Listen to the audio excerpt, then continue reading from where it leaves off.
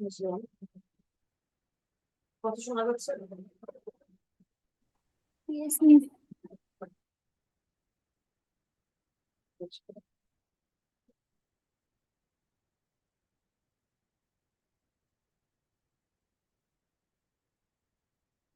Last দিন ক্লাসে আমরা অ্যাজাম্পশন প্রিন্সিপাল কনস্ট্যান্ট এই চ্যাপ্টারটা শুরু করেছিলাম এবং মোটামুটি অ্যাজাম্পশন ও প্রিন্সিপাল গুলো শেষ করেছি।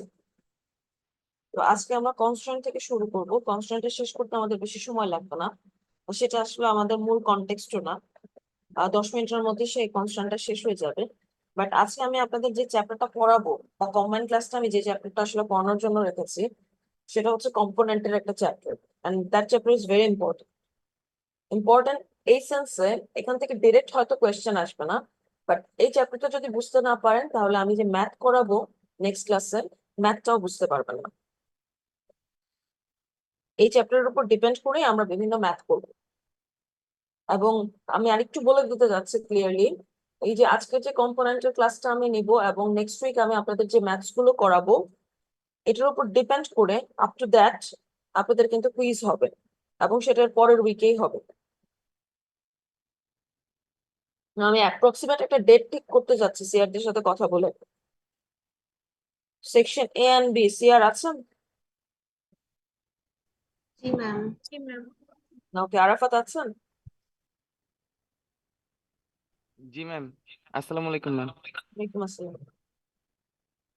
দেখেন, এই উইকে আমাদের ক্লাসটা হচ্ছে তাহলে আহ, কোন বারে? বুধবারে, তাই না?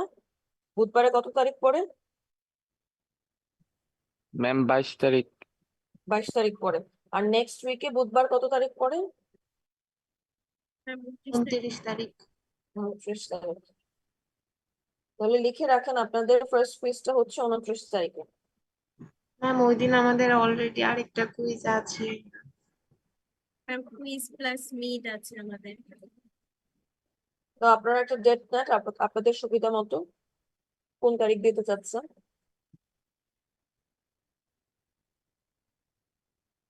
ম্যাম 5 তারিখ দেওয়া যাবে লাস্ট মিডের আগে লাস্ট উইক। মিডের আগে লাস্ট উইক? জি ম্যাম। 5 তারিখ দিতে চাচ্ছেন? 6 তারিখ থেকে আমাদের মিড শুরু না? ম্যাম 7 ছয় তারিখ তারিখ থেকে না শুরু। 7 তারিখ থেকে? 7 তারিখ থেকে 7 শুরু। এটা তো অনেক বেশি পেছানো হলো।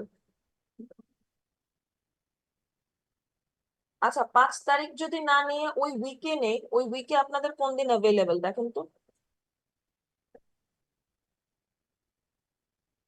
ম্যাম পাঁচ মিডের তারিখ তো আগে লাস্ট একদম, উইকে। হ্যাঁ লাস্ট উইকে তো আমি বুধবারে নিতে যাচ্ছি না, মানে সানডে মানডে টিউসডে এর মধ্যে কোনোদিন ফেলা যায় না। আমি একটু সামনের দিকে নিতে যাচ্ছি, কারণ আমার খাতা দেখতে হবে, তো খাতা দেখে এগুলো শেষ করে যেতে হবে। তো একদম লাস্টের দিকে নেওয়াটা আমার জন্য খুবই কষ্টকর। তাহলে ম্যাম এটা হচ্ছে যে দেখতে হবে ক্লাসরুম ফাঁকা থাকবে কিনা। আমরা এবি সেকশন একসাথে ফ্রি আছি সোমবার আর মঙ্গলবার, বাট একসাথে ক্লাসরুম যে ফ্রি আছে কিনা ওটা দেখতে হবে। এবি সেকশন একসাথে ফ্রি আছেন কবে? সোমবার আর ম্যাম টাইম মঙ্গলবার? ওটা ফিক্স করা যাবে, জাস্ট হচ্ছে রুমটা পাবো কিনা ওটা চেক করতে হবে।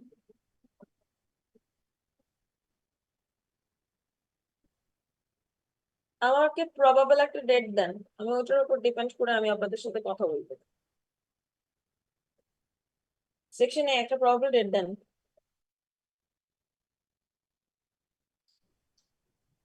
সোমবারেই নেই, যদি ওই টাইমে সোমবার কোন রুমটা ফাঁকা থাকে দেখি, ওই অনুযায়ী ম্যাম টাইমটা ফিক্স করবো দুই না সেকশন হয়। 2 দিন সময় নেন, বিকজ একই দিনে হচ্ছে দুইটা ক্লাস ফাঁকা পাওয়াটা হচ্ছে 2 দিনে দুইটা ক্লাস ফাঁকা পাওয়া বেশি সহজ মনে হবে, তাই না? সেকশন এ আপনাদের মানডে হলে কয়টার দিকে আপনারা টাইম দিতে পারবেন? রুমটা পরে ডিসাইড করছি। সময়টা কি?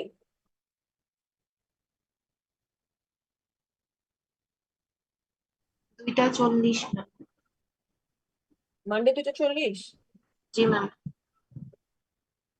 একটা মোমেন্ট, মানডে 2টা 40 থেকে আমার ক্লাস থাকে, এর এক স্লট আগানো যায় না?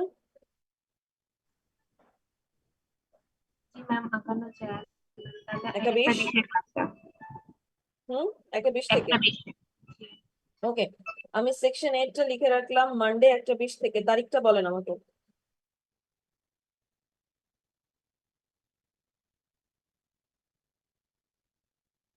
ম্যাম 3 তারিখ করুন। জি ম্যাম 3 তারিখ। 3/6, ঠিক আছে, 3 তারিখ হচ্ছে। আর টাইমটা হচ্ছে 1:20 থেকে। রুম নাম্বারটা ওই সময় আপনারা দেখে আমাকে, মানে ওই সময় না, আগেই দরকার পড়লে এই যে নেক্সট উইক যে ওই ডেটের জন্য বুক করে রাখতে হলে কোন একটা ক্লাস ফ্রি থাকলে দেখে সেটা বুক করে ফেলবেন, ঠিক আছে? সে রুম নাম্বার আমাকে পরে কনফার্ম করবেন। সিএসসি সেকশন বি ম্যাম বলেন, প্রবাবল টাইম ডেট ঠিক করে রাখি আমরা। ম্যাম মঙ্গলবার আমরা হচ্ছে 10:35 10:40 পর থেকে ফ্রি। 40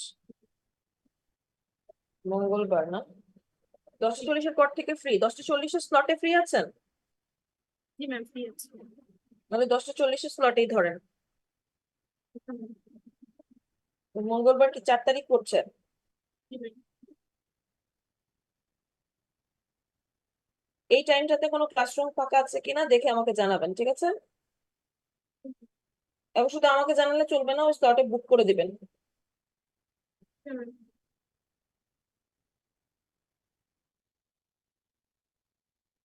ঠিক আছে।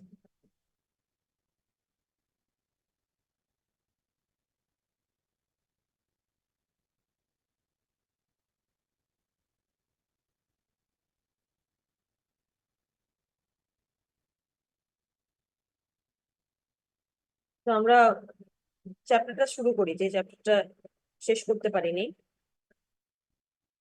দেখি,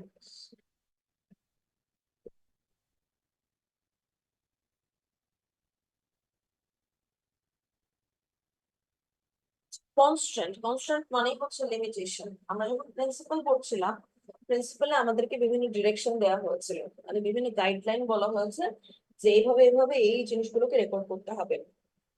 কনস্ট্যান্টে সেই গাইডলাইনের অ্যাক্টিভিটিস গুলোকে লিমিট করা হয়েছে, যে আমরা আসলে সবসময় সব কাজ একইভাবে করতে পারবো না, আমাদের কিছু বাধা ফেস করতে হবে, এবং যখন সেগুলো ফেস করবো কিভাবে ডিল করব সেই জিনিসটা এখানে বলা হয়েছে।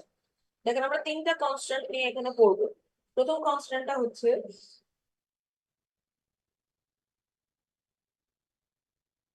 ম্যাটেরিয়ালিটি কনস্ট্যান্ট। প্রথমে আমাদের জানতে হবে হোয়াট ইজ ম্যাটেরিয়ালিটি। ম্যাটেরিয়ালিটি হচ্ছে এমন একটা কনসেপ্ট, যে কনসেপ্টে বলা হয় যে যে কোনো একটা ইনফরমেশনকে আমরা তখন ম্যাটেরিয়াল ইনফরমেশন বলতে পারবো যখন সেই ইনফরমেশনটা তাদের ইউজারের কোনো ডিসিশন পরিবর্তন করতে সক্ষম হবে। কি বললাম? যে আপনি একটা ইনফরমেশন শুনলেন, সেই ইনফরমেশনটা এতটাই ইম্পর্টেন্ট যে যেটা শুনে আপনার ডিসিশনই পরিবর্তন হয়ে গেল, সেই ইনফরমেশনটাকে আমরা বলতে পারবো ম্যাটেরিয়াল ইনফরমেশন। বুঝতে পারছেন? ধরেন এমন কোন ঘটনা আপনি শুনলেন যে আপনার একটা প্রতিষ্ঠানে অলমোস্ট হচ্ছে 30 থেকে 40টা শেয়ারে ইনভেস্টমেন্ট আছে। আপনি এমন একটা নিউজ শুনতে পেলেন, সেই নিউজটা শুনে আপনি ইনস্ট্যান্টলি সবগুলো শেয়ার সেল করে দিলেন। তার মানে ওই নিউজটা কি? একটা ম্যাটেরিয়াল ইনফরমেশন, যাতে করে আপনি একটা ডিসিশন নিয়েছেন। এখন আপনার 30 থেকে 40টা শেয়ার আছে, আপনি এমন একটা ইনফরমেশন শুনলেন, যে ইনফরমেশন শুনে আপনি আসলে কোনো ডিসিশন নিলেন না, কোনো অ্যাকশন নিলেন না, আপনার যা আগের মতামত ছিল তাই আগের মতামত থাকলো, তাহলে that information is not material information. বুঝতে পেরেছেন ম্যাটেরিয়াল ইনফরমেশন বিষয়টা কি?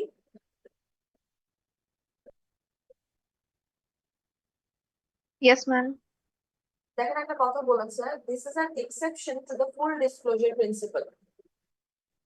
কি আমরা লাস্ট ক্লাসে শিখেছি না ফুল ডিসক্লোজার প্রিন্সিপাল জিনিসটা কি? Yes ma'am. কি শিখলাম?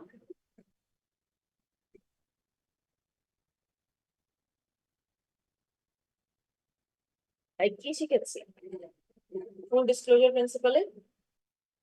ম্যাম যত হিসাব নিকাশ থাকে সব হচ্ছে ম্যাম ডিসক্লোজ করতে হবে। হিসাব নিকাশ তো ডিসক্লোজ করতে হবে, হিসাব নিকাশের বাইরেও যদি কোনো ইভেন্ট থাকে সেগুলোকেও কি করতে হবে? ডিসক্লোজ করতে হবে ম্যাম। ডিসক্লোজ করতে হবে। ম্যাটেরিয়ালিটি বললো যে আসলে এত ডিসক্লোজ করা তো পসিবল হবে না, এরকম নন ইকোনমিক ইভেন্ট তো অনেক আছে, ম্যাটেরিয়ালিটি সেই কাজটাকে একটু লিমিট করে দিয়েছে, বললো যে না এত কিছু কিন্তু ডিসক্লোজ করা সম্ভব না, যেগুলো আসলে ম্যাটেরিয়াল ইনফরমেশন, অনেক ইম্পর্টেন্ট ইনফরমেশন, আমরা শুধুমাত্র সেগুলোকে অ্যাজ ইট ইজ ডিসক্লোজ করবো, যা রুলসে বলা আছে, যা স্ট্যান্ডার্ডে বলা আছে সেই মোতাবেক ডিসক্লোজ করবো। কিছু কিছু জায়গাতে অ্যাকাউন্টেন্টদেরকে একটু ছাড় দেওয়া হয়েছে, একটু ফ্লেক্সিবিলিটি দেওয়া হয়েছে, যে না আচ্ছা কিছু জায়গা আপনাদের মন মতো আপনারা কিছু কিছু জায়গায় ডিসক্লোজ করতে পারেন। যেমন একটা এক্সাম্পল যদি আমি দেই, যে ধরেন প্রতিষ্ঠানে একটা ময়লার ঝুড়ি কেনা হলো, ধরে নিচ্ছি ময়লার ঝুড়ির প্রাইসটা হচ্ছে 200 টাকা। আমাকে বলেন তো এই ময়লার ঝুড়ি কেনা যে হলো, এটা কি এই প্রতিষ্ঠানের জন্য একটা অ্যাসেট না এটা একটা এক্সপেন্স? এক্সপেন্স মানে হচ্ছে খরচ, আর অ্যাসেট মানে কি? অ্যাসেট মানে হচ্ছে যা আপনাকে ফিউচার ইকোনমিক বেনিফিট দিবে, যে রিসোর্স, সেটাকে বলা হয় অ্যাসেট। তাহলে দেখেন এই যে ময়লার ঝুড়িটা, এটা কি শুধুমাত্র আপনি ওয়ান টাইম ইউজ করে ফেলে দিবেন? No ma'am. এটা অবশ্যই আমরা অনেক বছর ইউজ করবো, অনেক লং টার্ম ধরে ইউজ করবো, রাইট? এটার একটা ইকোনমিক বেনিফিট আছে না? জি ম্যাম। তো অ্যাকর্ডিং টু দ্য ডেফিনেশন ময়লার ঝুড়িটা কিন্তু আমাদের অ্যাসেট। আচ্ছা এই অ্যাসেটের মূল্যটা কত? ম্যাম 200 টাকা। 200 টাকা। আচ্ছা এই অ্যাসেটকে যদি আমরা রেকর্ড করতে যাই, কোন প্রিন্সিপালে রেকর্ড করবো? হিস্টোরিক্যাল কস্ট প্রিন্সিপালে না ফেয়ার ভ্যালু প্রিন্সিপালে?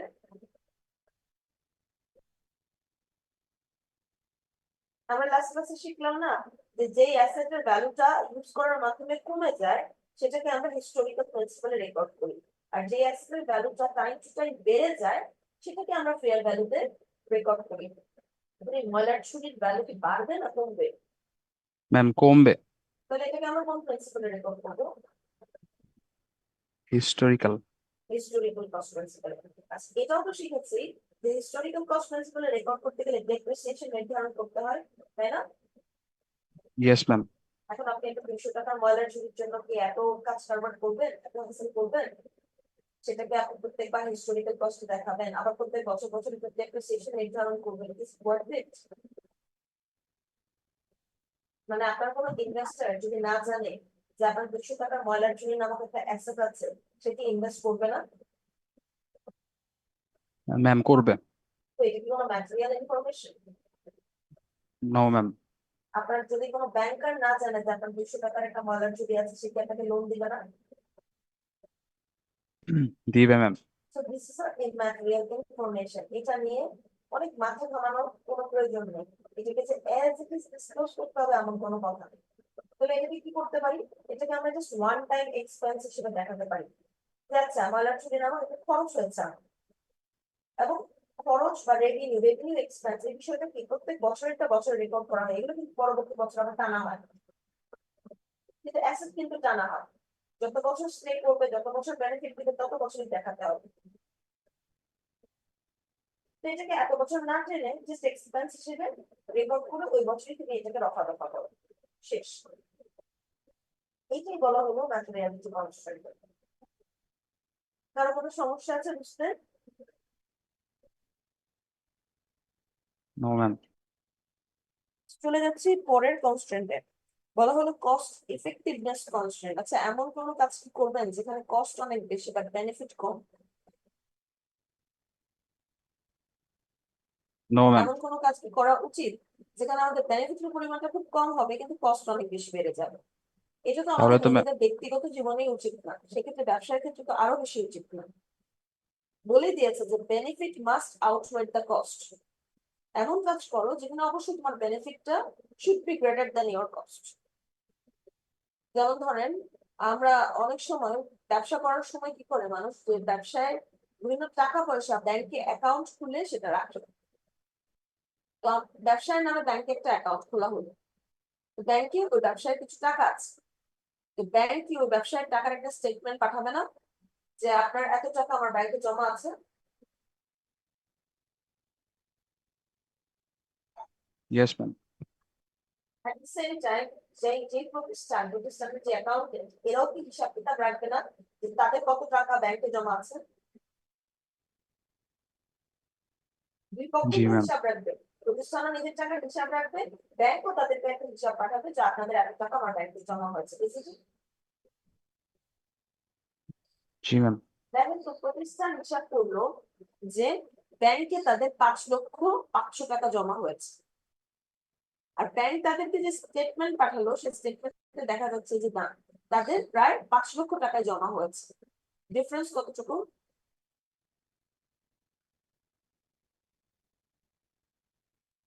500 টাকা। এখন প্রতিষ্ঠান এই 500 টাকার ডিফারেন্স দেখে একটা স্টেপ নিল। তারা কি করলো?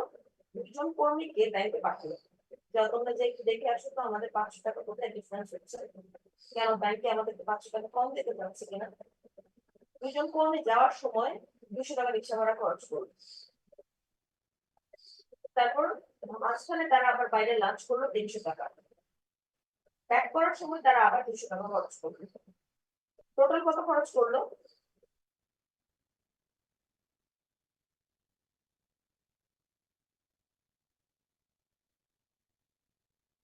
10 টাকা রিক্সা ভাড়া খরচ করলো, লাঞ্চ করার সময় 300 টাকা খরচ করলো, যখন তো এখানে 700 টাকা খরচ শেষ, ইয়েস ম্যাম। তাই না? এরপর তারা একটা হিসাব নিয়ে আসলো যে আমাদের যে বিভিন্ন ডেবিট কার্ড ক্রেডিট কার্ড গুলো আছে, বাৎসরিক যে চার্জ আছে, এগুলো সব কেটে দিতে ব্যাংক 500 টাকা কেটে ফেলছে। Yes ma'am. আমাকে বলেন, হিসাব ঠিকই পেলেন, কিন্তু এই হিসাবটা উদ্ধার করতে আপনার খরচ হলো কত? ম্যাম 700 টাকা। Is it worth it? দরকার ছিল? No ma'am. হুম? আপনি তো ওভার দ্য ফোনও সেটা জানতে পারতেন। জি ম্যাম। এমন কোনো কাজ করা যাবে না বিজনেসে যে কাজের বেনিফিটটা কম আসে, যে কাজে কষ্টের পরিমাণ অনেক বেশি। ঠিক আছে, আমরা আমাদের লাস্ট কনস্ট্যান্টে চলে যাই। এটাকে বলা হয় কনজারভেটিজম। কনজারভেটিজম মানে হচ্ছে একটু রক্ষণশীলতা, রক্ষণ করার প্রবণতা, প্রোটেক্টিভ নেচার। এটা আমরা এই কনস্ট্যান্টটা করতে গেলে 2টা গ্রুপ চিন্তা করতে পারি। একটা গ্রুপে আমি অ্যাসেট আর রেভিনিউ কে রাখলাম, আরেকটা গ্রুপে লায়াবিলিটি আর এক্সপেন্স কে রাখলাম। এখন বলেন তো পজিটিভ গ্রুপ কোনটা আর নেগেটিভ গ্রুপ কোনটা?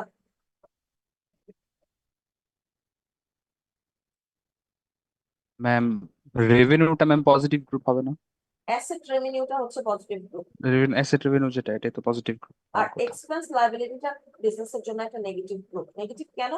এক্সপেন্স আর লায়াবিলিটির জন্য বিজনেসের বেনিফিটটা বাইরে চলে যায়, অন্যকে বেনিফিটটা দিতে হয়, আর অ্যাসেট আর রেভিনিউর মাধ্যমে বিজনেসের বেনিফিটটা আসে। এই জন্য বললাম পজিটিভ আর নেগেটিভ গ্রুপ। আচ্ছা এবার আসি, দেখেন কনজারভেটিজম মানে হচ্ছে আগে পজিটিভ নিয়ে চিন্তা করলে হবে না, আগে নেগেটিভ নিয়ে চিন্তা করতে হবে। নেগেটিভের ক্ষেত্রে একটু প্রোটেক্টিভ হতে হবে। এর মানেটা হচ্ছে যখন বিজনেসে কোনো সার্টেন ঘটনা ঘটে, সার্টেন কোনো ট্রানজাকশন হয়, সেটা অ্যাসেট হোক, রেভিনিউ হোক, এক্সপেন্স হোক বা লায়াবিলিটি হোক, যে বিষয় হোক না কেন, সার্টেন হলে নিশ্চিন্ত যে এই ট্রানজাকশনটা হয়েছে, এটা সাথে সাথে রেকর্ড করে ফেলতে হবে। বাট যখন কোনো আনসার্টেন সিচুয়েশন অ্যারাইজ হয়, যেমন আমি একটা এক্সাম্পল দিই, ধরেন কোনো প্রতিষ্ঠান বললো যে আগামী 6 মাস পর আমার একটা বড় ক্লায়েন্ট আসবে, সেই ক্লায়েন্টের কাছে আমার অলমোস্ট 5 লক্ষ টাকার একটা সেল হবে, রেভিনিউ আসবে। ঠিক আছে, 5 লক্ষ টাকা রেভিনিউটা জেনারেট হলে আমি সেখান থেকে 2 লক্ষ টাকা খরচ করে একটা মেশিন পারচেস করবো। এখানে মেশিনটা হচ্ছে অ্যাসেট, আর 5 লক্ষ টাকা যেটা হচ্ছে সেটা হচ্ছে রেভিনিউ। তাহলে দেখেন একটা সম্ভাব্য ঘটনা বর্ণনা করুন যে আগামী 6 মাস পর একজন ক্লায়েন্টের কাছ থেকে হয়তোবা 5 লক্ষ টাকা রেভিনিউ জেনারেট হবে, হলেও হতে পারে, এবং যদি হয় সেই টাকাটাকে ইউজ করে 2 লক্ষ টাকার একটা অ্যাসেট পারচেস করা হবে। বলেন ঘটনাটা কি সার্টেন না আনসার্টেন? ম্যাম আনসার্টিন না? অবশ্যই আনসার্টেন। তার মানে 6 মাস পরে এই ঘটনা ঘটতেও পারে, আমার নাও ঘটতে পারে, তাই না? Yes. আচ্ছা, ঘটলে তো ভালো, যদি না ঘটলো এবং আগে থেকে এই ঘটনাটা বলে দিল, এই যে ম্যাম অ্যাসেট একটা এবং কোশ্চেন revenue- ছিল ম্যাম। বলেন। ম্যাম অ্যাসেটটা যে কিনা হবে সেটা তো ম্যাম রেভিনিউ থেকে কিনা হবে, রাইট? মানে ওটা মানে ওই অ্যাসেটটা কিনার পরে যে হিসাবটা থাকবে ওখান থেকে কি ম্যাম প্রফিটটা ক্যালকুলেশন করা হবে? হ্যাঁ, মানে রেভিনিউ টাকাটাকে আসলে ইউটিলাইজ করে তারপর অ্যাসেটটাকে কেনা হবে। কিন্তু আমরা যখন হচ্ছে রেকর্ড কিপিং শুরু করব, মানে এই যে নেক্সট ক্লাসে ম্যাথ করবো, তখন বুঝে যাবেন যে আমরা রেভিনিউটাকে কিভাবে কোন কোন অ্যাকাউন্টে রেকর্ড করি আর অ্যাসেটটাকে কোন কোন অ্যাকাউন্টে রেকর্ড করি। আপনার এই কোশ্চেনের অ্যান্সারটা আপনি তখনই পেয়ে যাবেন। ঠিক আছে? Yes ma'am. আপাতত কি দেখেন যে এই অ্যাসেট এবং রেভিনিউ ঘটনাটা একটা সম্ভাব্য ঘটনা, এবং কনজারভেটিজম কনস্ট্যান্ট বলেছে অ্যাসেট রেভিনিউর ক্ষেত্রে কোনো সম্ভাব্য ঘটনা রেকর্ড না করতে কোনো আনসার্টেন সিচুয়েশনকে রেকর্ড করা যাবে না। কেন যাবে না?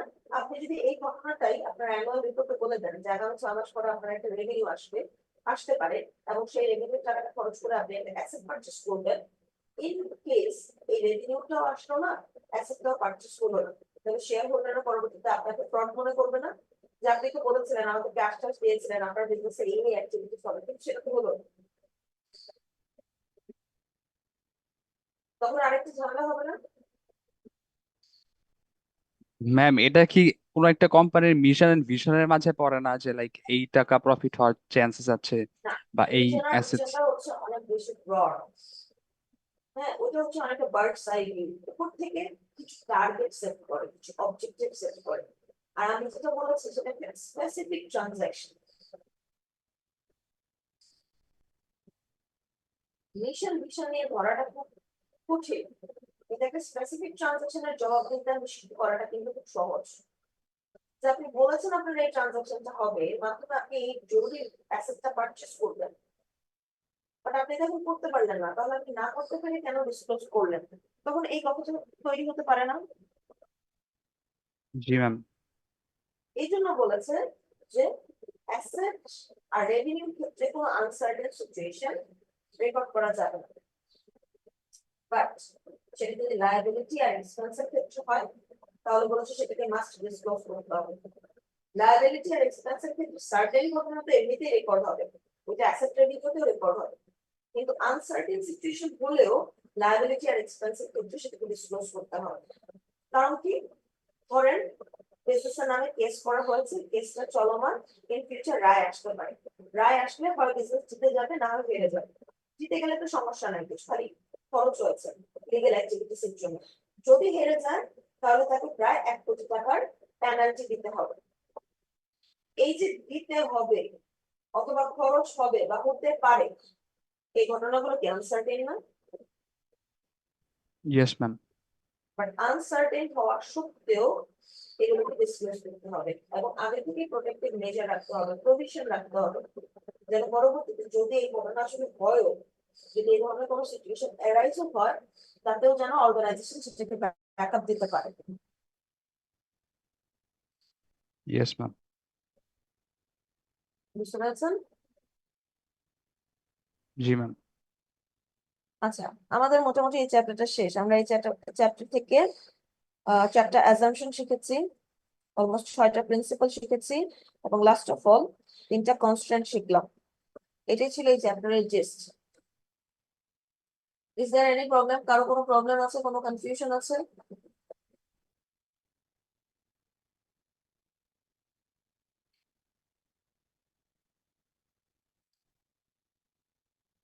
কোনো প্রশ্ন আছে? আদৌ মনোযোগ দিয়ে শুনেছেন? জি ম্যাম, কোশ্চেন নেই।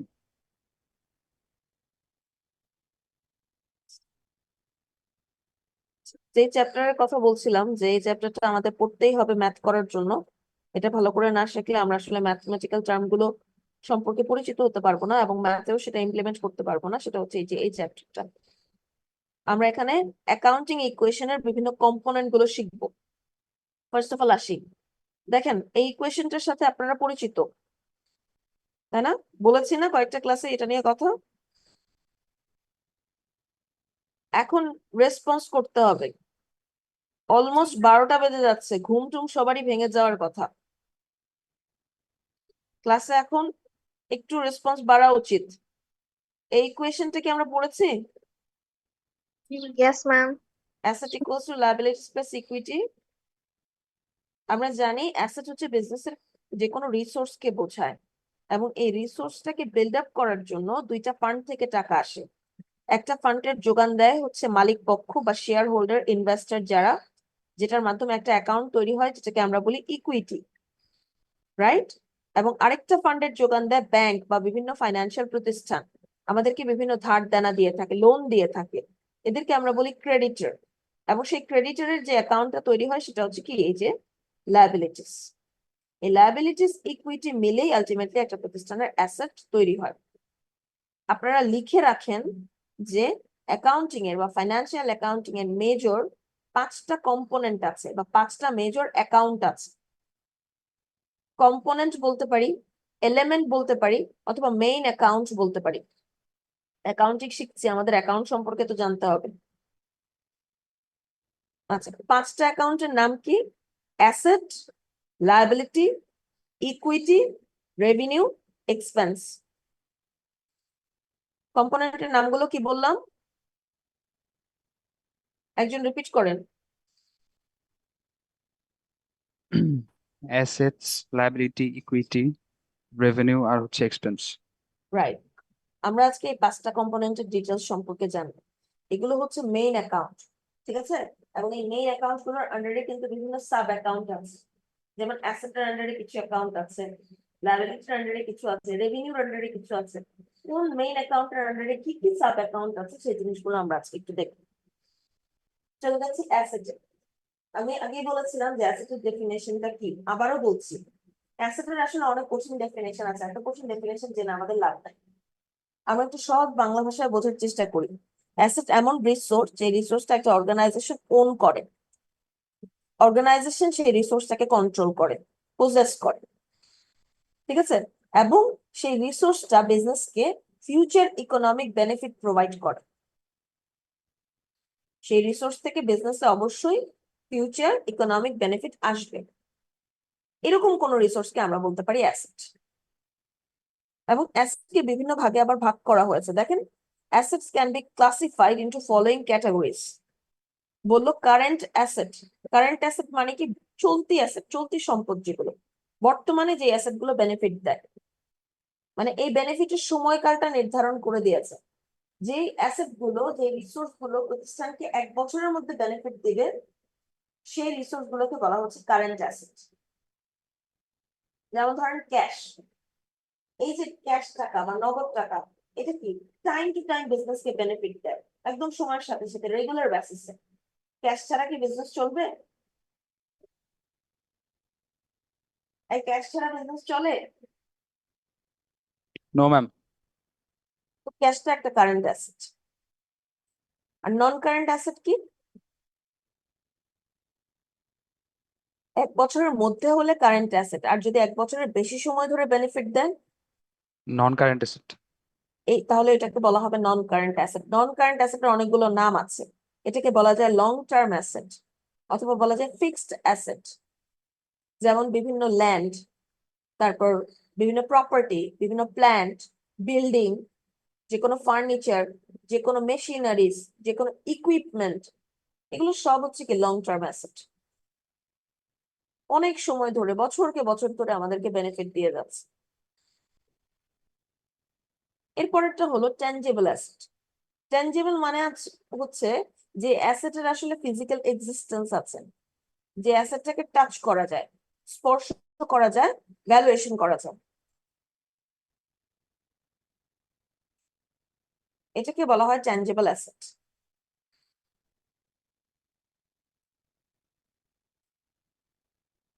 যেমন আমি আপনাদের যতগুলো কারেন্ট অ্যাসেট আর নন কারেন্ট অ্যাসেটের কথা বললাম, এর মধ্যে কি বিভিন্ন ট্যানজিবল অ্যাসেট আছে না? Yes ma'am. আচ্ছা, তাহলে ইনট্যানজিবল অ্যাসেট জিনিসটা কি? যে অ্যাসেট গুলোকে আসলে টাচ করা যায় না, যার কোনো ফিজিক্যাল এক্সিস্টেন্স নাই, শুধুমাত্র যার ভ্যালু আছে। যেমন প্রতিষ্ঠানের লোগো, প্রতিষ্ঠানের ট্রেডমার্ক, এগুলো কি ধরা যায়? এগুলোর কোনো ফিজিক্যাল এক্সিস্টেন্স আছে? No ma'am. বাট এগুলো কিন্তু ভ্যালু আছে, ব্র্যান্ড ভ্যালু, গুডউইল, ঠিক আছে, কপিরাইট, এগুলোর কোনো ফিজিক্যাল এক্সিস্টেন্স নাই, শুধুমাত্র ডকুমেন্টেড, এবং এগুলোর ভ্যালুয়েশন করা যায়। আচ্ছা, এর চেয়েও একটা ইম্পর্টেন্ট কনসেপ্ট আছে, যেটা হচ্ছে যে অ্যাসেট যে মেইন অ্যাকাউন্টটা, এটার আন্ডারে আসলে আমরা কি কি সাব অ্যাকাউন্ট পেয়ে থাকি, মানে কোন কোন কম্পোনেন্ট গুলোকে একটা বিজনেসের অ্যাসেট বলা যায়। দেখো, প্রথম অ্যাসেটের নাম বললো কি? ক্যাশ। আমি একটু আগেই বললাম যে ক্যাশ কি বিজনেসের অনেক ইম্পর্টেন্ট একটা অ্যাসেট। ক্যাশকে বলা যায় cash is the most liquid asset in an organisation. সবচেয়ে লিকুইড অ্যাসেট, কারণ খুব সহজে হাত বদল হয়ে যায়। আপনার কাছে যদি 4টা জমি থাকে আর 4টা জমির পরিমাণ ক্যাশ টাকা আপনার হাতে থাকে, আপনি কোনটা দিয়ে খুব সহজে ট্রানজাকশন করতে পারবেন? Ma'am cash. Definitely cash. জমি কবে সেল হবে, কবে এগুলোর ফর্মালিটিস পূরণ হবে, তারপর যে ট্রানজাকশন হবে, এটাতে না অনেক বছর বসে থাকতে হবে। বাট সেই ক্যাশটা যদি আপনার হাতে ইনস্ট্যান্ট থাকে, আপনি ইনস্ট্যান্টলি সেটা দিয়ে অনেক কিছু করতে পারবেন। তো ক্যাশ যদি অভাব হয়, মানে ক্যাশ ইনসাফিসিয়েন্ট অ্যামাউন্ট আছে অর্গানাইজেশন, তাহলে সেই অর্গানাইজেশন লিকুইডিটি ক্রাইসিসে পড়ে যাবে, তারল্যের অভাবে পড়ে যায়। এবং যখনই এই ধরনের লিকুইডিটি ক্রাইসিস ফেস করে, তখনই সেই অর্গানাইজেশন ব্যাংক্রাপসির দিকে যায়, মানে বেশি দিন আসলে বাজারে টিকে থাকতে পারে না। তারপর চলে যাচ্ছি, প্রপার্টি, প্ল্যান্ট এন্ড ইকুইপমেন্ট বা মেশিনারিজ, ল্যান্ড। আচ্ছা, এগুলো কোন ধরনের অ্যাসেট? ম্যাম নন কারেন্ট অ্যাসেট। হ্যাঁ, এগুলো হচ্ছে fixed asset, long term asset, অনেক বছর বেনিফিট দেয়। এর যে সাথে দেখেন ল্যান্ড আর বিল্ডিং ও আছে। প্রপার্টি, প্ল্যান্ট এন্ড ইকুইপমেন্ট একসাথে বলা হয় এটাকে পিপিই। এই পিপিই থেকে মানে বিভিন্ন লং টার্ম অ্যাসেট কে বোঝায়, বিভিন্ন নন কারেন্ট অ্যাসেট কে বোঝায়। আচ্ছা, দেখেন একটু ইনভেন্টরি। ইনভেন্টরি মানে কি? ইনভেন্টরি মানে হচ্ছে মজুত পণ্য। ইনভেন্টরি মানে হচ্ছে আপনি 500 ইউনিট প্রোডাক্ট তৈরি করেছেন, 300 ইউনিট এই বছর সেল করেছেন, আর 200 ইউনিট এখনো বাকি আছে, যেটা আপনি আপনার ওয়্যারহাউসে স্টোর করে রেখেছেন। এখন এটা কি এখন সেল করেছেন, না ইন ফিউচার সেল করলে আপনি বেনিফিট পাবেন? ইন ফিউচার সেল করলে হচ্ছে ম্যাম বেনিফিট তো পাবো। আপনাকে ফিউচার ইকোনমিক বেনিফিট দিচ্ছে না ইনভেন্টরি, কি আপনার Yes. একটা অ্যাসেট না? জি ম্যাম। আচ্ছা, আমাকে বলেন তো এই অ্যাসেটটা কি কারেন্ট হওয়া উচিত নাকি নন কারেন্ট হওয়া উচিত? ম্যাম কারেন্ট হওয়া উচিত। কারণ কি? ম্যাম 1 বছর মজুত, মানে 1 বছরের মধ্যেই তো ম্যাম মানে সেল করতে হবে আই গেস। 1 বছরের মধ্যে সেল করে দেওয়া ভালো। কেন ভালো? না হলে তো ম্যাম মানে প্রোডাক্ট নষ্ট হয়ে যাওয়ার চান্সেস, কিংবা মানে অনেক এই অ্যাঙ্গেল টাইপের। থেকে ভালো। যেমন জি ম্যাম। প্রোডাক্ট যদি নষ্ট নেচারের হয়, মানে পচনশীল টাইপের হয়, তাহলে 1 বছর যেতে পারে। পচনশীল না হলেও এক্সপায়ার ডেট চলে যেতে পারে। আচ্ছা, সেটাও যদি না হয়, তো এখন বর্তমানে যে সমস্যাটা দেখা দেয়, যে আউট অফ ট্রেন্ড হয়ে যায়, আউট অফ ফ্যাশন হয়ে যায়, তাই না? তখন কিন্তু সেই ধরনের প্রোডাক্ট কিন্তু আর চলতে চায় না, ম্যাম জি ম্যাম ব্যাকডেটেড হয়ে যেতে পারে। ব্যাকডেটেড হয়ে যাচ্ছে প্রোডাক্ট, মডেল চেঞ্জ হয়ে যাচ্ছে, এরপরেও হচ্ছে অনেক মডেল চলে আসলো, দেখা যাচ্ছে মানুষ ওই আগের মডেল আর কিনছে না। এছাড়াও ইনভেন্টরি ধরে রাখতে গেলে প্রতিষ্ঠানের অনেক খরচ হয়। যেমন যে জায়গাটাতে রাখলো ওই জায়গা ভাড়া দিতে হচ্ছে, ওই জায়গার একটা মেইনটেনেন্স এর খরচ আছে, ওই জায়গার সিকিউরিটি পারপাসে খরচ হচ্ছে, ওই জায়গায় কর্মী রাখতে হচ্ছে, এগুলো কি এক্সট্রা খরচ না? তো ইনভেন্টরি যতদিন ধরে রাখবে খরচগুলো বাড়বে। এই জন্য যত তাড়াতাড়ি সম্ভব আসলে ইনভেন্টরি সেল করে দেওয়া ভালো। That's why it should be current. এটা বেশি দিন পড়ে থাকলে, বেশি দিন রেখে দিলে কোম্পানির লস হওয়ার পসিবিলিটি থাকে। Yes clear? Ma'am. Yes ma'am. আচ্ছা, চলে যাচ্ছে সাপ্লাইস। সাপ্লাইস আবার কি ধরনের অ্যাসেট? সাপ্লাইস হচ্ছে আসলে বিভিন্ন এক্সেসরিজ। ধরেন একটা অফিস পরিচালনা করতে গেলে, যেমন আমাদের অফিস রুম গুলো যেগুলো আছে, আমাদের এই যে অ্যাডমিনিস্ট্রেটিভ অফিসার যারা যেখানে বসে, ওখানে যেই যেই বিভিন্ন বিষয়গুলো আছে, যেমন A4 সাইজের পেপার আছে, স্ট্যাপলার আছে, পেন আছে, রাবার আছে, মার্কার আছে, ডাস্টার আছে, অ্যাটেন্ডেন্স রেজিস্টার রাখা থাকে, দেন ওখানে হচ্ছে আপনার পাঞ্চিং মেশিন থাকে। এই যে ছোট ছোট এক্সেসরিজ গুলো, অফিস আইটেম গুলো, এগুলো কি কোনো প্রতিষ্ঠান একটা দুইটা তিনটা করে কিনে? No ma'am. এগুলো কিন্তু একসাথে অনেকগুলো পারচেস করা হয়, যেন অ্যাটলিস্ট 6টা মাস বেনিফিট আসে, অ্যাটলিস্ট 1 বছর পর্যন্ত ইউজ করা যায়। এই সাপ্লাইস মানে হচ্ছে এই ধরনের স্টেশনারি প্রোডাক্ট। বুঝতে পারছেন এটা কি টাইপের অ্যাসেট? জি ম্যাম, এটাও কি তাহলে ম্যাম কারেন্ট অ্যাসেট এটাও হবে? কারেন্ট। যদি ধরেন অনেক বেশি কিনে ফেললো, 2 বছর 3 বছর পর্যন্ত ইউজ করা যাবে, তাহলে ওই যে ওই পোর্শনটা হয়ে যাবে নন কারেন্ট। 1 বছরের পোর্শনটাকে আমরা বলবো কি কারেন্ট। এটা ম্যাম মানে অ্যামাউন্টের উপরে ডিপেন্ড করতেছে। অ্যামাউন্টের উপর মানে কোয়ান্টিটির উপর ডিপেন্ড করছে। এরপরে আসি accounts receivable, prepaid expense, accrued income. এই 3টা অ্যাকাউন্ট খুব ইম্পর্টেন্ট এবং আমরা অনেক বেশি ফেস করব ম্যাথ করার সময়। প্রথমে একটু বলি অ্যাকাউন্টস রিসিভেবলটা নিয়ে একটু কথা বলি। অ্যাকাউন্টস রিসিভেবলটা অ্যারাইজ হবে যখন প্রতিষ্ঠান তার কোনো প্রোডাক্ট বা সার্ভিস বাকিতে সেল করবে। আপনারা যদি পারেন তাহলে খাতায় এই লাইনটাই লিখে ফেলেন যে অ্যাকাউন্টস রিসিভেবল তখন অ্যারাইজ হবে যখন কোনো প্রতিষ্ঠান তার প্রোডাক্ট অথবা সার্ভিসটা বাকিতে সেল করবে। আচ্ছা আমাকে বলেন তো, বাকিতে যদি কোনো পণ্য বা কোনো সেবা সেল করা হয়, সেই টাকাটা কি ইনস্ট্যান্টলি পাওয়া যায়?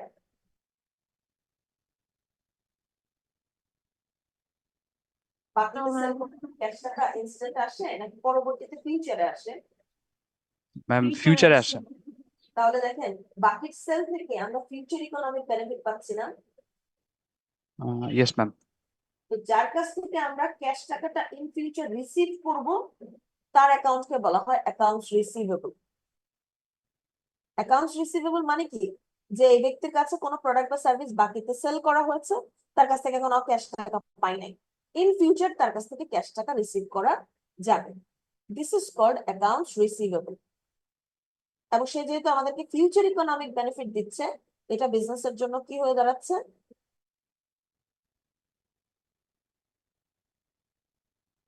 যে রিসোর্স থেকে আমরা ফিউচার বেনিফিট পাই সেটাকে কি বলি? Ma'am asset. That's why accounts receivable একটা অ্যাসেট, ইয়েস ম্যাম। তাই না? বুঝতে ইয়েস ম্যাম। পেরেছেন? জি ম্যাম। এটার সাথে লিংক করে একটু অ্যাক্রুড ইনকামটা পড়ে। অ্যাকাউন্টস রিসিভেবল নিজেই কিন্তু একটা অ্যাক্রুড ইনকাম।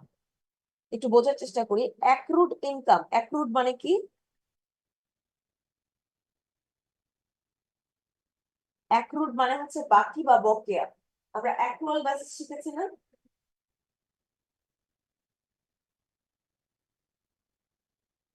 সেকশনে এই যে কিছুক্ষণ আগে পড়ালাম অ্যাক্রুয়াল বেসিস।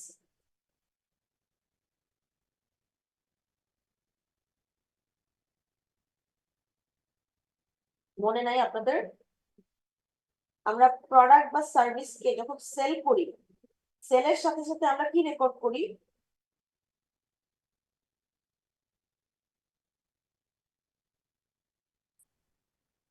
কি আপনারা কি কোনো নোট টোট রাখেন না? মানে কোনটা ইম্পর্টেন্ট লাইন কোনটা আনইম্পর্টেন্ট লাইন সেটাও কি বোঝেন না? একটা রেভিনিউ, revenue. একটা লাইন যদি ম্যাডাম বা টিচার আপনাকে বারবার রিপিট করে, that means that is important, right? ওই লাইনটা অন্তত খাতায় লিখে রাখা উচিত। প্রোডাক্ট বা সার্ভিসটা সেল করার সাথে সাথে রেভিনিউটাকে রেকর্ড করি, এটা আমাদেরকে অ্যাক্রুয়াল বেসিস বলে দিয়েছে না? জি ম্যাম। এবং প্রোডাক্ট বা সার্ভিসটা পারচেজ করার সাথে সাথে আমরা কি রেকর্ড করি? এক্সপেন্স। এক্সপেন্স রেকর্ড করি, তাই না? এখানে বলো অ্যাক্রুড ইনকাম বা অ্যাক্রুড রেভিনিউ। ইনকাম আর রেভিনিউ একই কথা। অ্যাক্রুড মানে হচ্ছে বাকি বা বকেয়া, মানে যে রেভিনিউটা এখনো বাকি বা বকেয়া আছে। এর মানে হচ্ছে প্রোডাক্ট সার্ভিস ঠিকই সেল করা হয়েছে, কিন্তু ক্যাশ টাকা এখনো পাওয়া যায়নি। তাহলে ক্যাশ টাকা এখনো পাওয়া না গেলে কবে পাওয়া যাবে? ফিউচারে পাওয়া যাবে। তো ফিউচারে ক্যাশ টাকা যাদের কাছ থেকে পাবো তাদের নামে বিভিন্ন রিসিভেবল অ্যাকাউন্ট ক্রিয়েট হতে পারে না? Yes ma'am. হতে পারে না? Rent receivable, interest receivable, commission receivable. একটু তিনটা কেস আমি বললাম, তিন ধরনের রিসিভেবল বললাম। এই তিনটা কেস আমি একটু বর্ণনা করি, দেখেন। ধরেন একটা বিল্ডিং, বিল্ডিং এর সেকেন্ড ফ্লোর থেকে ফিফথ ফ্লোর পর্যন্ত আপনার পুরোটাই অফিস, পুরোটাই আপনার মেইন প্রোডাক্ট বা সার্ভিস সেল করার ফাংশন। শুধুমাত্র নিচতলা গ্রাউন্ড ফ্লোরটা আপনি একটা ডিপার্টমেন্টাল স্টোরকে ভাড়া দিয়েছেন। এখন দেখেন, আপনার দোতলা থেকে পাঁচতলা পর্যন্ত আপনার হচ্ছে মেইন প্রোডাক্ট বা সার্ভিস নিয়ে কাজ, কিন্তু নিচতলাটা যে ভাড়া দিয়ে রাখলেন, এটা থেকে যে আপনি মাস শেষে ভাড়া পাবেন, এটা কি আপনার একটা সাব রেভিনিউ না? এটা এক ধরনের ইনকাম না?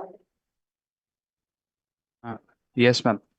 আপনি ধরেন এক মাস ভাড়া পেলেন না, ভাড়াটা বলে দিল যে আপনাকে পরবর্তীতে 2 মাস পরে দিবে, তো সেই অ্যাকাউন্টকে বলা যায় রেন্ট রিসিভেবল।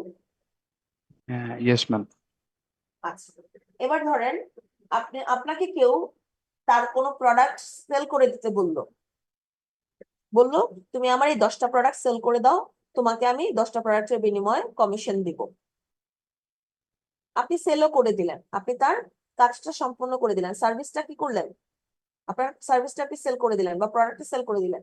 এর বিনিময়ে আপনি কি পাবেন? কমিশন পাবেন, তাই না?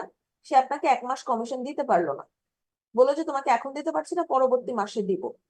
তো আপনি লিখতে পারবেন না কমিশন রিসিভেবল? Yes ma'am. আপনি কাউকে লোন দিলেন, লোনের বিনিময়ে আপনি প্রত্যেক মাসে মাসে ইন্টারেস্ট পান। এই ইন্টারেস্টের টাকাটা কি আপনার one kind of revenue, right? Yes ma'am. এই রেভিনিউর টাকাটা এক মাস আপনাকে ক্যাশে দিল না, বাকি রাখলো, বললো যে ফিউচারে দিব, তো লেখা যাবে না ইন্টারেস্ট রিসিভেবল? Yes ma'am. বুঝতে পারছেন অ্যাক্রুড ইনকাম থেকে যে বিভিন্ন রিসিভেবল অ্যাকাউন্ট ক্রিয়েট করা হয়? ম্যাম ইন্টারেস্ট যেটা পাই সেটা কি ম্যাম রেভিনিউ হবে নাকি ম্যাম প্রফিট হবে? না না না, আপনি যদি কাউকে লোন দিয়ে থাকেন এবং লোনের এগেনস্টে আপনি যদি ইন্টারেস্টটা পান বা রিসিভ করেন, সেটা তো ইনিশিয়ালি আপনার রেভিনিউ। আচ্ছা। প্রফিট বিষয়টা কি? রেভিনিউ থেকে যাবতীয় সকল এক্সপেন্স বাদ দেওয়ার পর আমরা যেটা পাবো সেটা প্রফিট। প্রফিট তো এভাবে ডিরেক্টলি ক্যালকুলেট করে ফেলা যায় না, ওইটা একটা স্টেটমেন্টের থ্রুতে ক্যালকুলেট করতে হয়। আপনাদেরকে দেখিয়েছি না ইনকাম স্টেটমেন্ট? Yes ma'am. বুঝতে পেরেছেন যে অ্যাক্রুড ইনকাম থেকে বিভিন্ন রিসিভেবল অ্যাকাউন্ট তৈরি হয়। জি ম্যাম। এখন আমার প্রশ্নটা হলো যে এই যে বিভিন্ন রিসিভেবল অ্যাকাউন্টের নাম বললাম, রেন্ট রিসিভেবল, কমিশন রিসিভেবল বা ইন্টারেস্ট রিসিভেবল বা আদার্স অনেক কিছু রিসিভেবল হতে পারে, এই সকল রিসিভেবল আর অ্যাকাউন্টস রিসিভেবল এর মধ্যে পার্থক্যটা কি?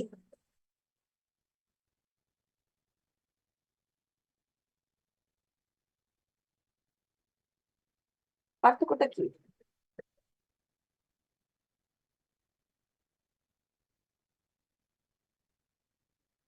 পার্থক্যটা এখনো ধরতে পারেননি আপনারা? দেখেন, রেন্টের কথা, কমিশনের কথা, ইন্টারেস্টের কথা, এগুলো কি বিজনেসের সব মেইন সোর্স অফ রেভিনিউ ছিল, নাকি সব সাব ইনকাম বা সাব রেভিনিউ ছিল? ম্যাম সাব রেভিনিউ ছিল। প্রতিষ্ঠান যদি তার মেইন বা কোর প্রোডাক্টটা বা কোর সার্ভিসটাকে বাকিতে সেল করে, তখন ওই বাকির যে অ্যাকাউন্টটা ক্রিয়েট করা হয় সেটাকে আমরা বলি অ্যাকাউন্টস রিসিভেবল। মনে থাকবে? Yes ma'am. এছাড়া অন্যান্য অনেক খাত বা অনেক রিসিভেবল যদি তৈরি হয়, ওইটা ওই খাতের নামে আমরা রিসিভেবল অ্যাকাউন্টের নামটা দিয়ে দিতে পারি। আচ্ছা, আসেন এখানে বলা হচ্ছে প্রিপেইড এক্সপেন্স। অনেক সময় আমরা অনেক খরচ করি না, যে খরচগুলো অগ্রিম করে রাখি। যেমন ধরেন বাসা ভাড়া নিতে গেলে আমরা অগ্রিম 3 মাসের ভাড়া দিই, অ্যাডভান্স ভাড়া দিই, তাই না? এটা আমাদের জন্য একটা অগ্রিম খরচ না? জি ম্যাম। যে কোনো অগ্রিম খরচকে অ্যাসেট বলা হয়, ওটাকে খরচ বলা হয় না। কারণ খরচ আমরা কখন বলতে পারি, এক্সপেন্স আমরা কখন রেকর্ড করতে পারি? যখন প্রোডাক্ট বা সার্ভিসটা পারচেস করি। আমরা যখন বাড়িওয়ালাকে অ্যাডভান্স ভাড়াটা দেই, তার কাছ থেকে কোনো প্রোডাক্ট বা কোনো সার্ভিস তখন আমরা পারচেস করেছি, তার বাসায় কি আমরা থেকেছি? No ma'am. তো আমরা তো সার্ভিস তো তখনও পারচেস করি নাই, বাট স্টিল অগ্রিম ভাড়া দিয়ে দিচ্ছি। এটা আমাদের জন্য ওয়ান কাইন্ড অফ ইনভেস্টমেন্ট না? এটার বেনিফিটটা কি আমরা ইনস্ট্যান্টলি পাই না ফিউচারে পাই? ফিউচারে পাই না। ফিউচারে পাই, যখন বাসাটা ছেড়ে দিব তখন আমাকে 3 মাস পর্যন্ত আবার ভাড়া দিতে হবে না, তার মানে বেনিফিটটা ফিউচারে আসবে। দ্যাটস ওয়াই যে কোনো প্রিপেড এক্সপেন্সকে আমরা কি বলবো? অ্যাসেট। অ্যাসেট বলবো। এই অ্যাকাউন্ট গুলো বোঝা গেছে, অ্যাসেটের কি কি অ্যাকাউন্ট বা কম্পোনেন্ট আছে? Yes ma'am. আচ্ছা, চলে যাচ্ছি আমরা লায়াবিলিটিস এ। আচ্ছা, অ্যাসেটের মাধ্যমে যদি ফিউচার ইকোনমিক বেনিফিট প্রতিষ্ঠানে আসে, তাহলে লায়াবিলিটিস এর মাধ্যমে এই ফিউচার ইকোনমিক বেনিফিটটা কি হবে প্রতিষ্ঠান থেকে?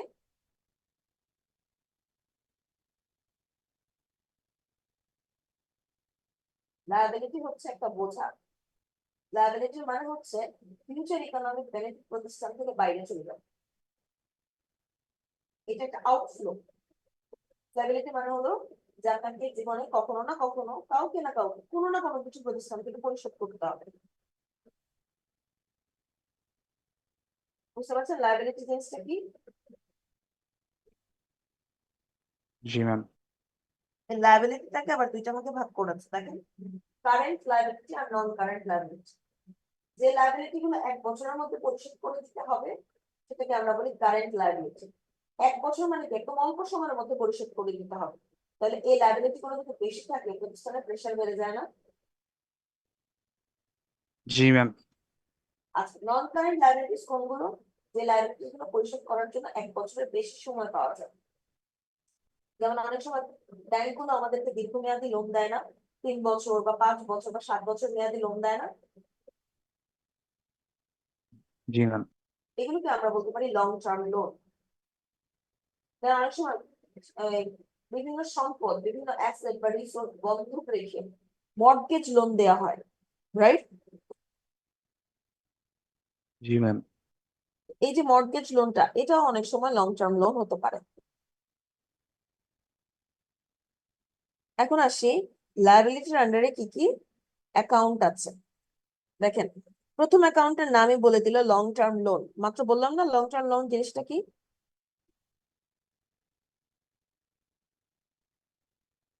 জি ম্যাম। এরপর বলা আছে অ্যাকাউন্টস পেয়েবল। আমরা একটু আগে শিখলাম অ্যাকাউন্টস রিসিভেবল, যেটা ছিল একটা অ্যাসেট, যেটা কখন অ্যারাইজ হয়েছে? বাকিতে প্রোডাক্ট বা সার্ভিস সেল করার সময় অ্যারাইজ হয়েছে। আচ্ছা, তাহলে অ্যাকাউন্টস পেয়েবলটা কখন অ্যারাইজ হতে পারে? যখন কোনো প্রতিষ্ঠান কোনো প্রোডাক্ট বা সার্ভিস বাকিতে পারচেস করে, পারচেস করার সময় তার অ্যাকাউন্টস পেয়েবলটা অ্যারাইজ হয়। অ্যাকাউন্টস পেয়েবল মানে কি?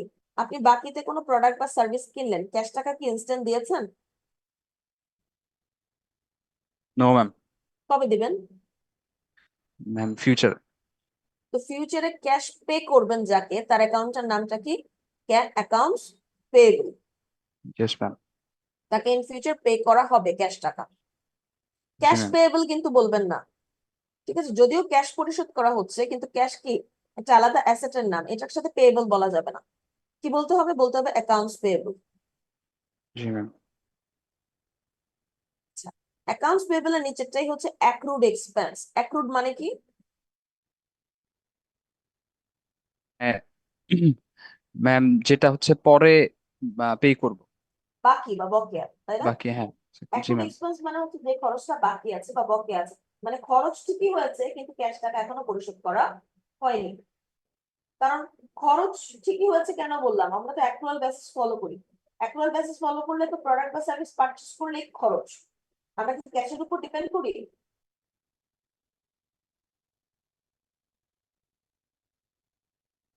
তাই আমরা ক্যাশ টাকা দেয়া বা নেওয়ার উপর কি রেভিনিউ আর এক্সপেন্সটা রেকর্ড করার ডিপেন্ড করি? No, ma'am. নাকি সেল করলে রেভিনিউ লিখে ফেলি, পারচেজ করলে এক্সপেন্স লিখে ফেলি? তাহলে আমরা এখানে পারচেজ ঠিকই করেছি, কিন্তু ক্যাশ টাকাটা এখনো পেমেন্ট করিনি। যেহেতু ক্যাশটা ফিউচারে পেমেন্ট করতে হবে, দ্যাটস ওয়াই আমাদের এখান থেকে বিভিন্ন পেয়েবল অ্যাকাউন্ট ক্রিয়েট হয়। যেমন হতে পারে interest payable, commission payable, rent payable, utility payable, salaries payable. কিভাবে হলো? সারা মাস পুরো এমপ্লয়িরা আপনার কাজ করলো, মাসের শেষে আপনি তাদেরকে স্যালারি দিতে পারছেন না, বললেন যে না 2 মাস পরে তোমাদেরকে টাকাটা দিব, তাহলে তাদেরকে লেখা যায় না স্যালারিজ পেয়েবল? Yes, ma'am. কারণ পুরো মাসের সার্ভিসটা কিন্তু আপনি ঠিকই পারচেস করে ফেলেছেন, এটা আপনার এক্সপেন্স, কিন্তু এক্সপেন্সটা আপনি নগদে পরিশোধ করতে পারেন নাই, দ্যাটস ওয়াই স্যালারিজ পেয়েবল। তারপরে ধরুন রেন্ট পেয়েবল, সারা মাস আপনি জায়গাটা ইউটিলাইজ করলেন, মাস শেষে ভাড়া দিতে পারছেন না, পরে ভাড়া দিবেন, বলা যায় রেন্ট পেয়েবল। G, ma'am.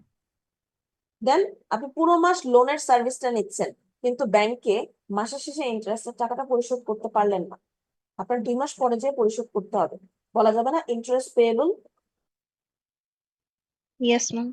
তাহলে আমরা বুঝতে পারলাম কি যে অ্যাক্রুড এক্সপেন্স থেকে বিভিন্ন ধরনের পেয়েবল অ্যাকাউন্ট তৈরি হয়।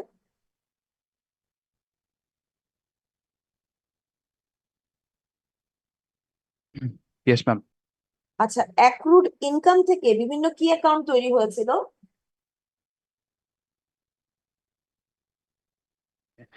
Ma'am Receivable accounts.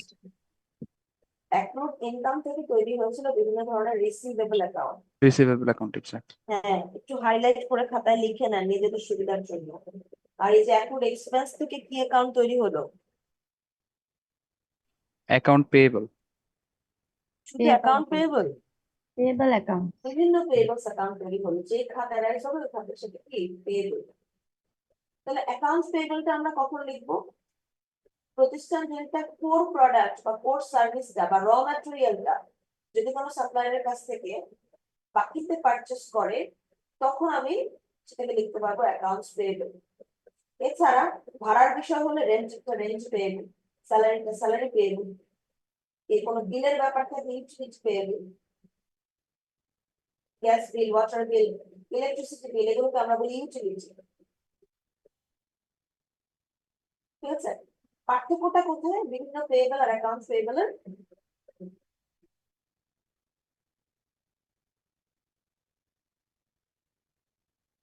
অ্যাকাউন্ট পেয়েবলের পার্থক্যটা কোথায়?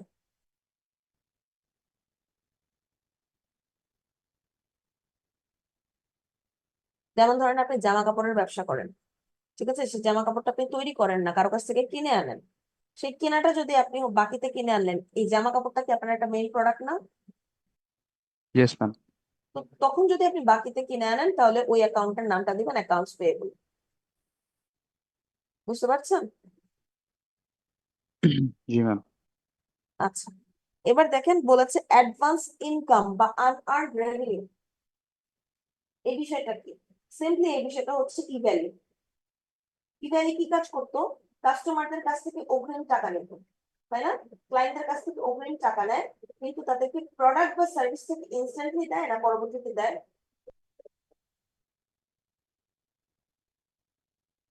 তাহলে যতক্ষণ পর্যন্ত প্রোডাক্ট বা সার্ভিস তারা না দেয়, না সেল করে, এটা দেখে রেভিনিউ লিখতে পারবে?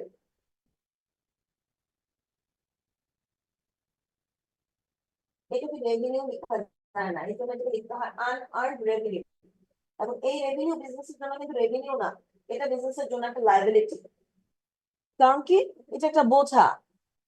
ক্যাশ টাকা নিয়ে রাখছি, প্রোডাক্ট সার্ভিস দেয়নি, তো আমার তো ইন ফিউচার অবশ্যই সেই প্রোডাক্ট বা সার্ভিসটা তাকে দিতে হবে। প্রোডাক্ট সার্ভিস না দেওয়া পর্যন্ত আমি তো রেভিনিউ লিখতে পারবো না। এটা বিজনেসের জন্য একটা লায়াবিলিটি, মনে থাকবে।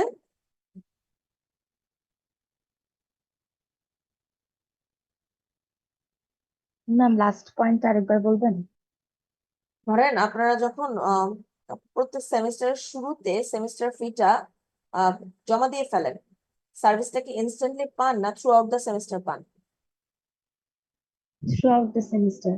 কিন্তু অস্ট আপনাদের কাছ থেকে একদম শুরুতেই টাকাটা নিয়ে নিচ্ছে। আপনাদের কি মনে হয় যখন টাকা নিচ্ছে এটা কি তখনই তার জন্য রেভিনিউ, নাকি প্রোডাক্ট বা সার্ভিসটা দেওয়ার পর তার জন্য রেভিনিউ?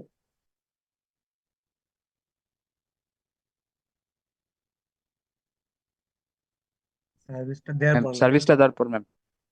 তো সার্ভিস দেওয়ার আগে কি রেভিনিউ লেখা যাবে? তখন তাকে লিখতে হবে সেটা একটা লায়াবিলিটি, সেটাকে বলতে হবে আনআর্নড রেভিনিউ বা অ্যাডভান্স ইনকাম। এটা একটা লায়াবিলিটি না? থ্রু আউট দ্য সেমিস্টার আপনাকে ঠিকভাবে সার্ভিসটা দিতে হবে না? তো সার্ভিস দেওয়ার একটা লায়াবিলিটি আছে না তার? Yes ma'am. বোঝা গেল প্রশ্নটা যার ছিল? বুঝতে পেরেছেন? জি ম্যাম। আচ্ছা, চলে যাচ্ছি আমরা ইকুইটিতে। আমরা ইকুইটি বলতে কি বুঝি? মালিকের অংশকে বুঝি। আমরা একটু এই স্লাইডে চলে যাই। দেখেন, এই যে ওনারের ইকুইটিটা, এই ইকুইটিটা দুইটা কারণে বাড়তে পারে আর দুইটা কারণে আবার কমে যেতে পারে। বাড়ার রিজন একটু আসি। আমরা জানি যে পুঁজি ছাড়া ব্যবসা করা যায় না, জানি না? পুঁজি বা মূলধন যেটাকে বলে, ইংলিশে এটাকে বলা হয় ক্যাপিটাল। এই ক্যাপিটাল জিনিসটা আসলে কি? একজন ওনার তার নিজের গাইড থেকে যা কিছু ইনভেস্ট করে সেটাকেই বলে ক্যাপিটাল। হতে পারে ওনার তার নিজের ব্যক্তিগত অর্থ ইনভেস্ট করতে পারে, টাকা, ক্যাশ টাকা। হতে পারে ওনার অনেকগুলো প্রোডাক্ট কিনে সেটাকে ইনভেস্ট করতে পারে। হতে পারে ওনার তার বাসা বাড়ি থেকে কিছু টেবিল চেয়ার নিয়ে এসে বিজনেসে দিতে পারে। কোনো মেশিন কিনে নিয়ে আসতে পারে। মানে ওনার যেটাই নিয়ে আসবে না কেন, তার নিজের গাইডের যেটাই সে বিজনেসকে দিবে সেটাকে আমরা বলবো ক্যাপিটাল। এবং বলেন, ক্যাপিটালের মাধ্যমে ইকুইটিটা বাড়বে না কমবে?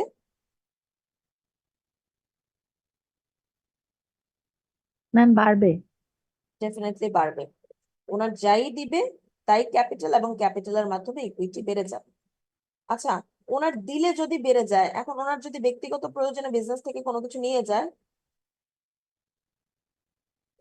এবার কি ইকুইটি বাড়বে না কমবে? কমে যাবে।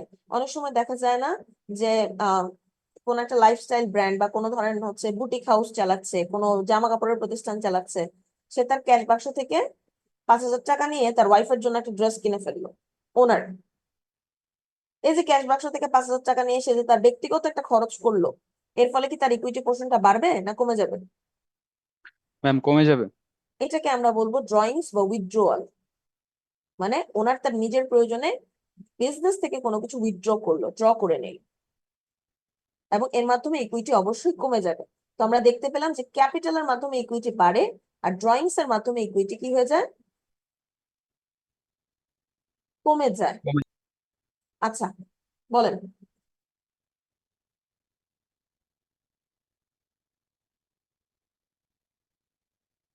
না, কেন একই থাকবে? আমরা হচ্ছে একটা অ্যাজাম্পশন করেছি না যে ওনার is separate from the business. মনে আছে ইকোনমিক এন্টিটি অ্যাজাম্পশন?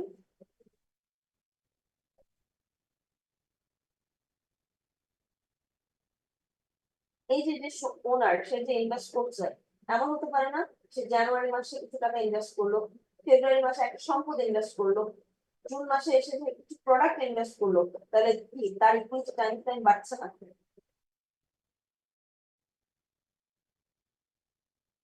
তারপরে সে দেখা যাচ্ছে ফেব্রুয়ারি মাসে কিছু টাকা নিচ থেকে তুলেও নিয়ে গেল, তার ইকুইটি কমে গেল না? হিসাবটা রাখতে হবে না?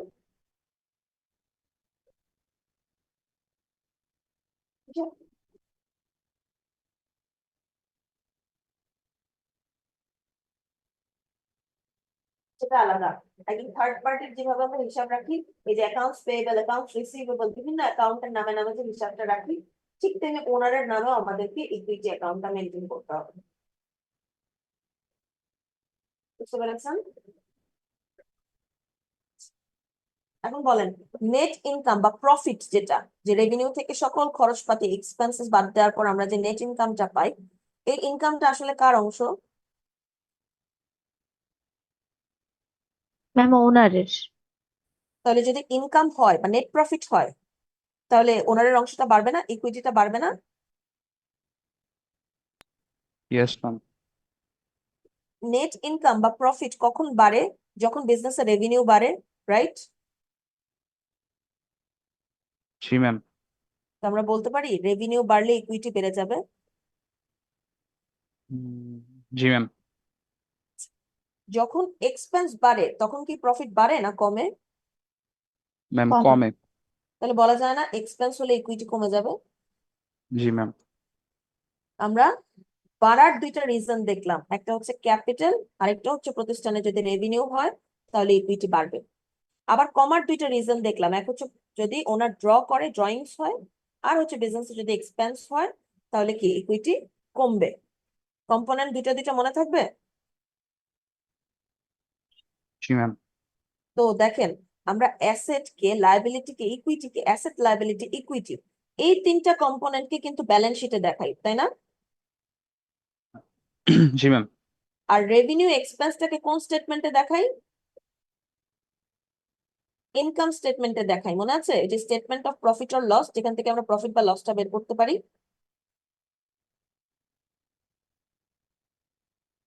কিন্তু দেখেন, আমি একটু আগে বলেছি না যে আমাদের বিজনেসে বা অ্যাকাউন্টিং এ 5টা মেজর অ্যাকাউন্ট আছে।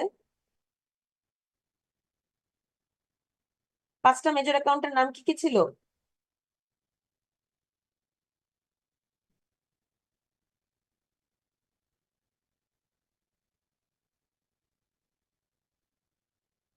এই চ্যাপ্টারের শুরুতে যে বললাম যে আমরা 5টা মেজর অ্যাকাউন্টের আজকে অনেকগুলো সাব অ্যাকাউন্ট পড়বো। 5টা মেজর অ্যাকাউন্টের নাম কি কি বলেছিলাম? Ma'am asset liability equity revenue আর এক্সপেন্স। রাইট। আমরা অ্যাসেটটা শিখলাম, লায়াবিলিটি শিখলাম, ইকুইটি শিখলাম।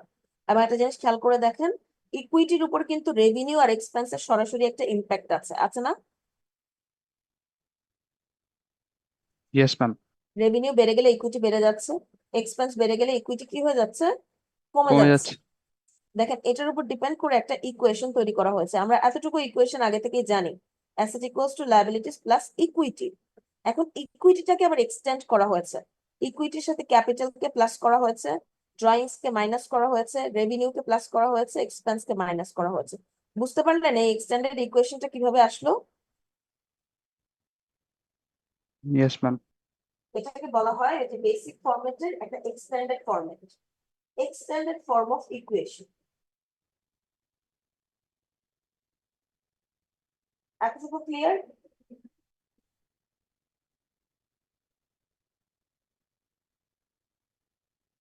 তাই আমরা কয়টা কম্পোনেন্ট শিখলাম টোটাল? ম্যাম 5টা। 5টা শিখে ফেলছি। না অ্যাসেট ম্যাম, শিখলাম, লায়াবিলিটি শিখলাম, তারপর কি অ্যাসেট ইকুইটি শিখলাম। Liability equity. এখন আমরা একটু ইনকাম বা রেভিনিউর দিকে যাই।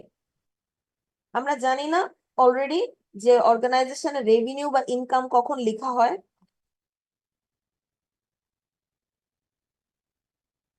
জি ম্যাম। হুম, জি কখন ম্যাম। লেখা হয়? ম্যাম সেল হইলেই, কি সেল হলে? মানে প্রোডাক্ট। সার্ভিস সেল হতে পারে না? জি ম্যাম, সার্ভিস বা প্রোডাক্ট দেখেন, সেল। যদি আপনি প্রোডাক্ট সেল করেন তাহলে আপনি বলতে পারবেন সেলস রেভিনিউ, রাইট? যদি আপনি জি ম্যাম। সার্ভিস সেল করেন বলতে পারবেন না সার্ভিস রেভিনিউ। জি ম্যাম। আচ্ছা, যদি আপনি কমিশনের বিনিময়ে কোনো কাজ করেন বলা যায় না কমিশন রেভিনিউ? জি ম্যাম। ব্যাংক কি করে? ইন্টারেস্টের বিনিময়ে কাজ করে, তাহলে ব্যাংক বলতে পারবে না ইন্টারেস্ট রেভিনিউ? Yes ma'am. তারপর ইন্স্যুরেন্স প্রিমিয়াম গুলো কি প্রিমিয়ামের টাকার বিনিময়ে কাজ করে, ওরা বলতে পারবে না প্রিমিয়াম রেভিনিউ? জি ম্যাম। তার মানে রেভিনিউরও বিভিন্ন রূপ আছে, বিভিন্ন নাম আছে, কিন্তু আলটিমেট গোলটা কি? প্রোডাক্ট বা সার্ভিস সেল করেই সেই রেভিনিউটা অ্যাচিভ করা যাচ্ছে। আচ্ছা, চলে যাই আমরা এক্সপেন্সে। এক্সপেন্স মানে আমরা কি বুঝাই? এক্সপেন্স মানে আমরা বুঝি যে কোনো প্রতিষ্ঠান যদি কোনো প্রোডাক্ট বা সার্ভিস পারচেস করে, পারচেস করার সাথে সাথে আমরা সেটাকে এক্সপেন্স হিসেবে রেকর্ড করি। এবং এক্সপেন্সটা হচ্ছে অর্গানাইজেশনের ডে টু ডে অ্যাক্টিভিটিস গুলো, অপারেটিং অ্যাক্টিভিটিস গুলো পরিচালনা করার জন্য প্রতিনিয়ত বিভিন্ন খরচপাতি হচ্ছে। যেমন দেখেন এখানে অনেকগুলো খরচের এক্সাম্পল দিয়েছে।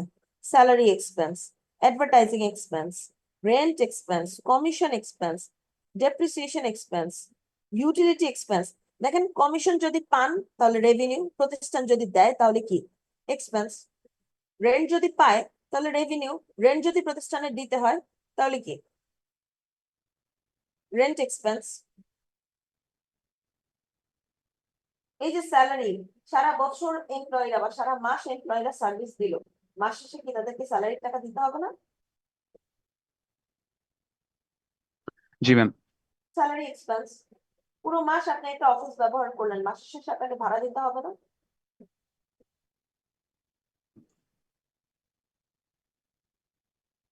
হবে কি হবে না?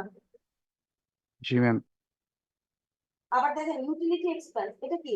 আপনি পুরো মাস গ্যাস বিল ইউজ করেছেন, গ্যাস ইউজ করেছেন, ওয়াটার সার্ভিস ইউজ করেছেন, ইলেকট্রিসিটি সার্ভিস ইউজ করেছেন, মাস শেষে অবশ্যই আপনাকে ইউটিলিটি বিলটা দিতে হবে, পরিশোধ করতে হবে। That's your utility expense.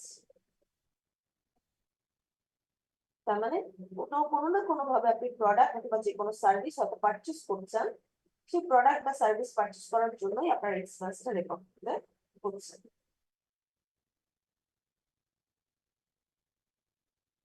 তাই বোঝা গেল এই পর্যন্ত? কারো কোনো সমস্যা আছে? No ma'am. এতটুকু ক্লিয়ার? জি ম্যাম। ফাইন, আমি আজকে এতটুকুই আপনাদেরকে দেখাবো। না, আমার কন্টেন্ট যতটুকু দেখানোর ছিল আমি দেখিয়ে শেষ করলাম, এবং আমি আপনাদের কাছে রিকোয়েস্ট করব আজকের ক্লাসে আমি যা যা পড়া এগুলো মাথায় নিয়ে পড়ে নেক্সট ক্লাসটা করতে আসবেন, আদারওয়াইজ নেক্সট ক্লাস করতে এসে কোনো লাভ নাই। বিকজ আমি নেক্সট ক্লাসে আপনাদেরকে ট্রানজাকশন অ্যানালাইসিস করাবো। ওই যে বারবার করে বলি যে প্রতিষ্ঠানে অনেক ইভেন্ট থাকতে পারে, সেই ইভেন্টের মধ্য থেকে ট্রানজাকশনটাকে আইডেন্টিফাই করে নেয় অ্যাকাউন্টিং এর প্রথম কাজ। আমরা এবার অনেকগুলো ইভেন্টের মধ্য থেকে কিভাবে ট্রানজাকশনটাকে ম্যাথমেটিক্যালি আইডেন্টিফাই করা যায় সেটা শিখবো। এবং সেটা মানে খুব একটা প্র্যাকটিস করবো এরকম না, এটা আমি 4-5টা প্র্যাকটিস করাবো। প্র্যাকটিস করানোর পর ইনস্ট্যান্টলি আমি আপনাদের যেই রেকর্ডিং এর প্রথম চ্যাপ্টার জার্নাল সেটাতে চলে যাব। তো এই যে ম্যাথমেটিক্যাল টার্ম গুলো, এই কাজগুলো করতে গেলে অবশ্যই আমাদের এই অ্যাকাউন্ট সম্পর্কে ভালোভাবে ধারণা থাকা লাগবে। So I would like to request you next ক্লাসে আসার আগে অবশ্যই যারা ক্লাস করেছেন তারা তো করেছেন, তারা নোটটা ভালো করে দেখে আসবেন, এই চ্যাপ্টারের স্লাইডটা ভালো করে দেখে আসবেন। আর যারা ক্লাস থেকেও ছিলেন না তাদেরকে বলবো, আমি যদি এই রেকর্ডিংটা প্রোভাইড করে দেই, এটা ভালো করে শুনে জিনিসটাকে রিভাইজ করে আসবেন। Is it clear? কি বললাম বুঝতে পারছেন? Ma'am Yes, ma'am.